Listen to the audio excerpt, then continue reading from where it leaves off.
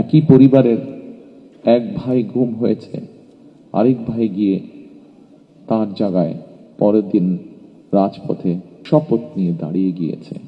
ফ্যাসিবাদ বিরোধী আন্দোলনের তীব্রতা কখনো কখনো হয়তো কিছুটা স্তিমিত হয়েছে, কিংবা আন্দোলন কখনো তুঙ্গে উঠেছে, এবং এই আন্দোলন করতে গিয়ে বছরের পর বছর ধরে অসংখ্য গুম খুন অপহরণ, মিথ্যা মামলার হয়রানি, নির্যাতনের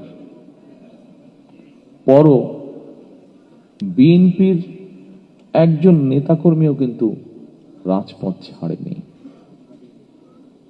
একই পরিবারের এক ভাই গুম হয়েছে, আরেক ভাই গিয়ে তার জায়গায় পরের দিন রাজপথে আন্দোলনকে আরো তীব্রতর করার প্রতিজ্ঞার শপথ নিয়ে দাঁড়িয়ে গিয়েছে। কৌশলের নামে গুপ্ত কিংবা সুপ্ত বেশ ধারণ করেনি বিএনপির কর্মীরা।